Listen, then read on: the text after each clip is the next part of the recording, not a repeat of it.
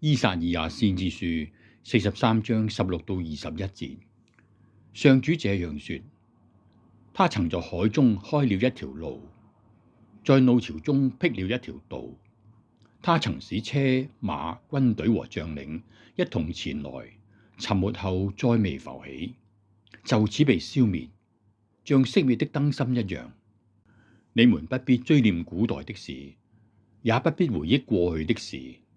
看啊，我要行一件新事，現在即要發生，你們不知道嗎？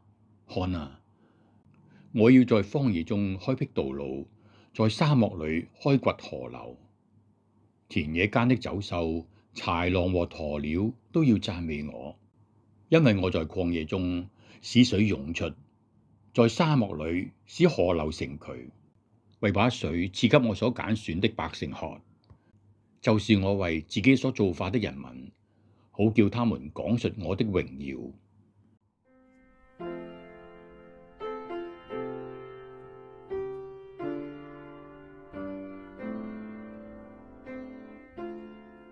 答唱詠。上主向我們行了偉大的奇蹟，我們的確滿心歡喜。上主帶領俘虜回到熙雍，我們覺得仿佛是在夢中。那時，我們笑口盈盈，引吭高歌。上主向我們行了偉大的奇蹟，我們的確滿心歡喜。那時，外邦異民都讚嘆不已。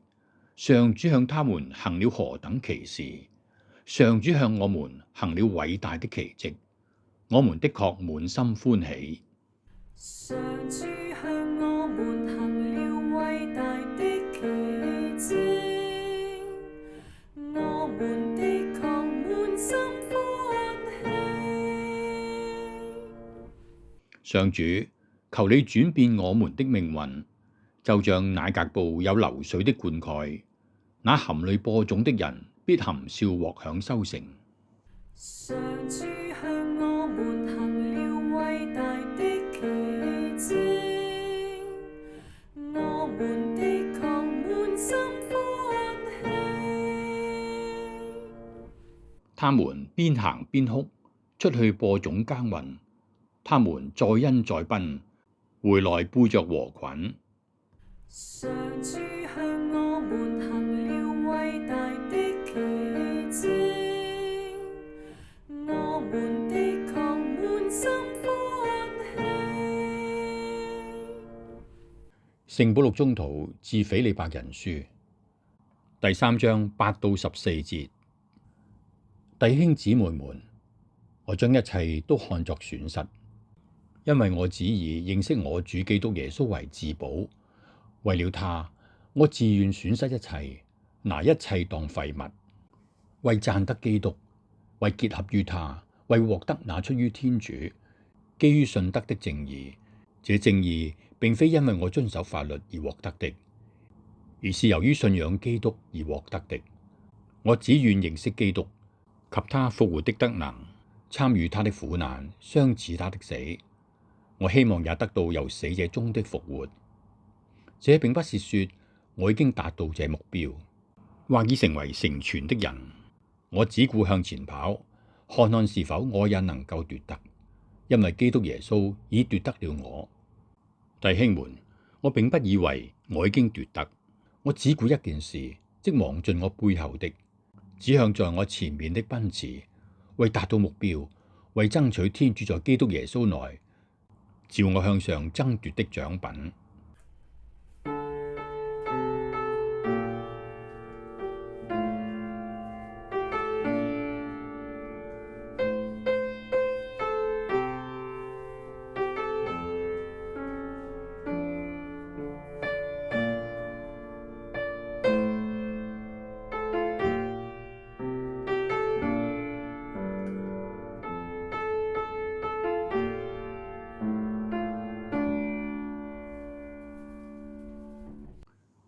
聖若望福音第8章1到11節。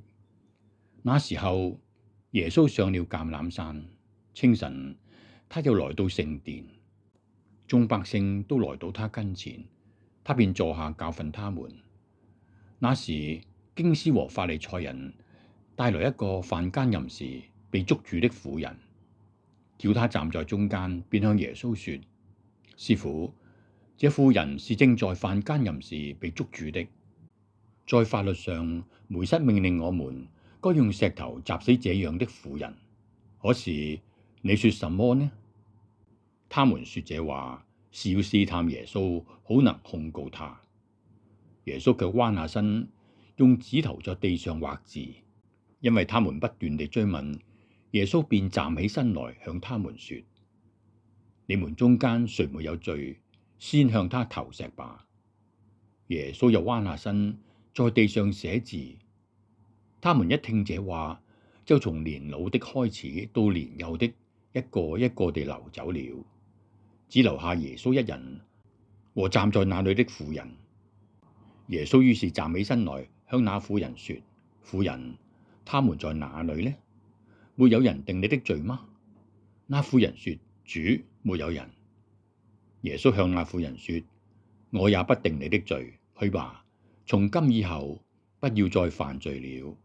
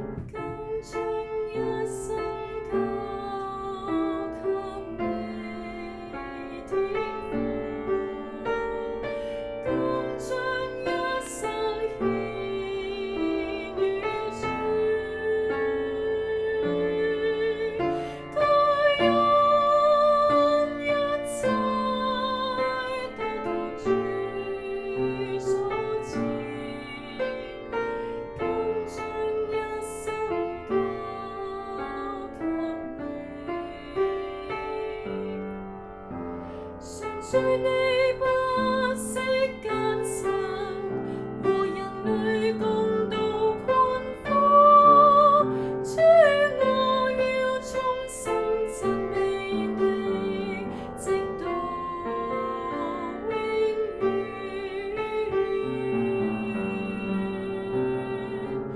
更將一生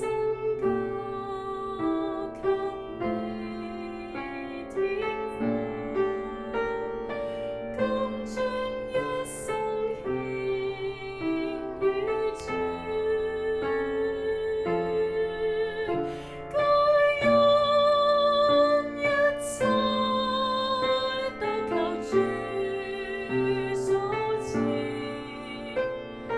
更將一生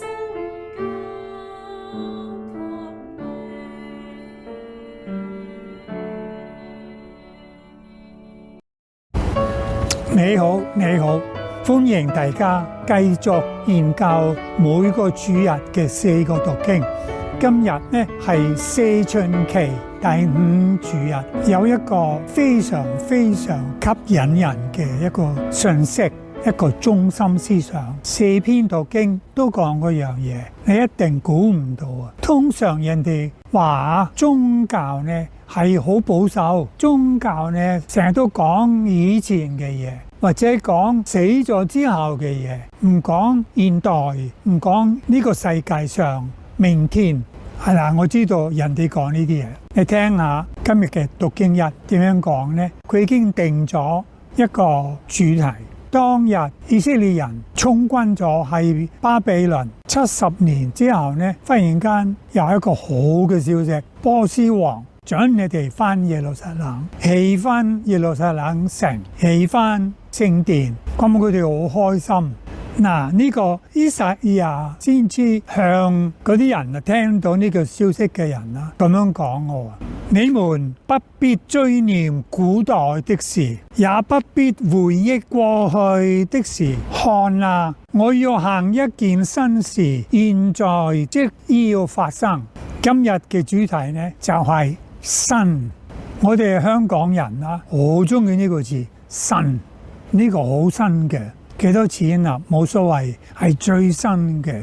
呢個好舊嘅，但係呢，我哋呢好驚話呢個新會變啊，變咗舊。呢個社會會變咗乜嘢嘢呢？就我哋好擔心啊，唔穩陣。呢個新呢個字啊，好深嘅。佢唔係講新潮，講天主嘅計劃入邊，呢個係新嘅事件。在上主創作新一天，佢意思就係創作新嘅一個創造，新天新地。新天主係新嘅創造者。宗教呢唔怕新，我本身好怕新潮。你明唔明白個分別？新潮呢係人哋做嘅，係一個商業社會創造一啲嘢為揾錢啊嘛。呢個時候紅色頭髮好興啊，唔係啊，呢個時候係藍色嘅。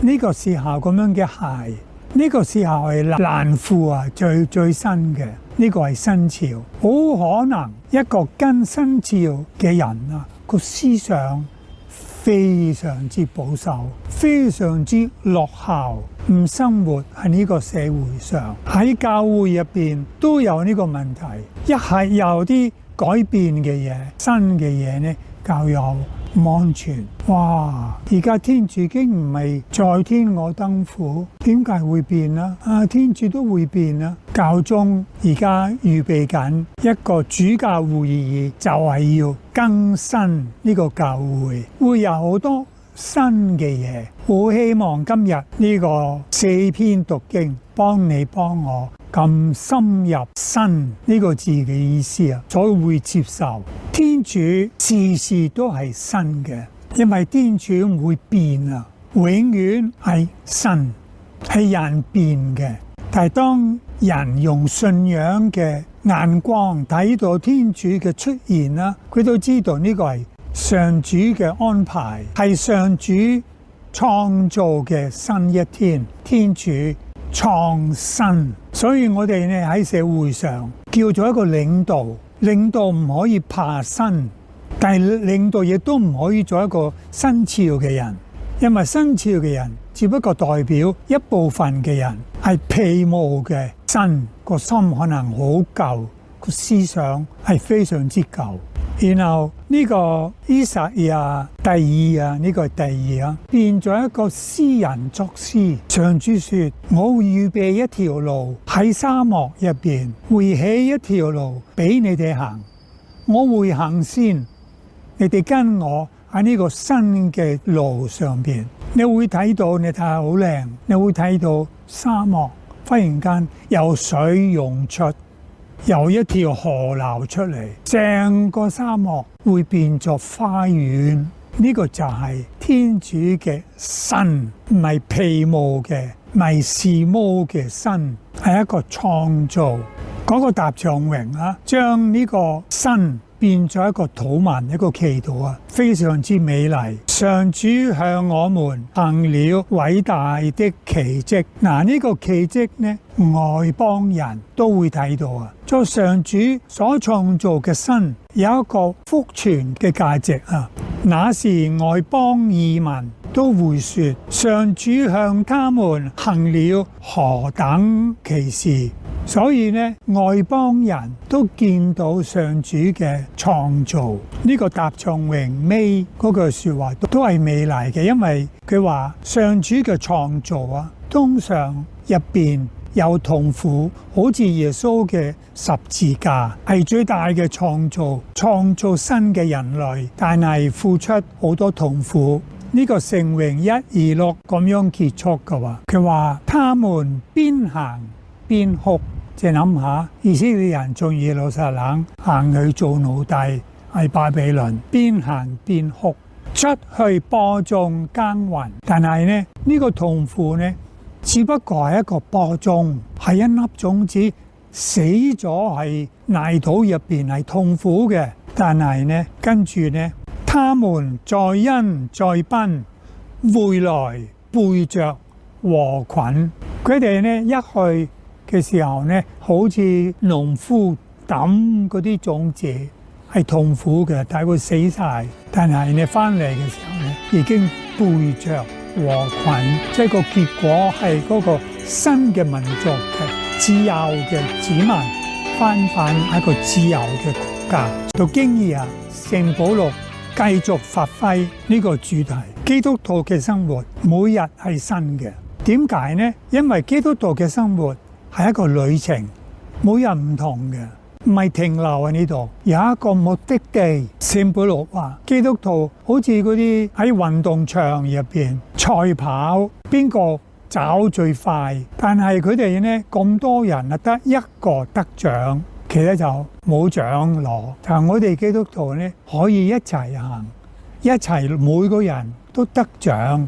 然後呢，佢話我應該得獎，但係佢加埋一個謙遜嘅說話，這並不是說我已經達到這目標，或已經成為成全的人，我只顧向前跑。呢啲說話好好啊！你諗下，每日天主俾你一個新嘅人 ，New Day New Me， 好意思啊！新的一天，新的我。福音講新，今次嚟嗰個福音集中喺一個罪人嘅身上，一個婦女犯咗奸淫，照猶太人嘅法律，唔需要去揾法官審，群眾可以即刻執行嗰個死刑，攞石頭砸死佢。今次呢，嗰啲經師啊、法利賽人想試探耶穌，你咁仁慈、咁慈悲，你話呢個女人犯呢個罪，照摩西嘅法律要死嘅，你有咩意見啊？你明唔明啊？呢個好危險喎！如果你話應該死，咁我話你嘅慈悲何在啊？如果話唔使啊，話呢個人啊唔尊重摩西嘅法律，但耶穌唔答佢哋係唔係，踎低喺地下寫啲嘢，用手指唔係真係寫字啊，咁樣畫啲嘢，然後講一句說話：你哋當中邊個無罪，請佢砸石頭。呢句說話刺激嗰啲人，冇人敢砸石頭，公布我係無罪嘅人，再走晒。尾剩翻呢度，耶穌同嗰個婦女好感動嘅說話。耶穌於是站起身來，向那婦女說：女人，他們在哪裏呢？沒有人定你的罪嗎？那婦人說：主，沒有人。耶穌向那婦人說：我也不定你的罪，去吧，從今以後不要再犯罪了。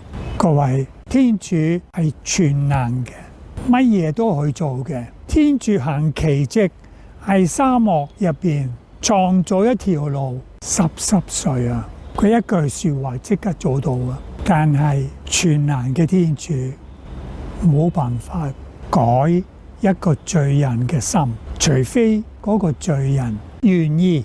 各位，歸依歸向上主呢件事係奇蹟嘅，係表示天主嘅全能方法之一。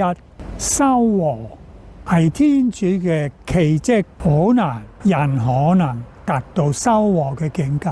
寬恕係表示天主嘅全能，所以我哋喺聖誕都講啊，天主以你嘅慈悲，以你嘅慈愛，你表示你嘅全能。我講呢啲嘢呢，唔知你明唔明啊？或者我唔知有冇講清楚，請你再睇呢個福音。今日嗰個主題呢係神最新係呢個福音，一個婦女以後唔好再犯罪。呢個改變係最吸引人嘅奇蹟，亦都呢個改變係宣揚基督嘅福音方法之一。外邦人都會見到呢個奇事而讚美上主。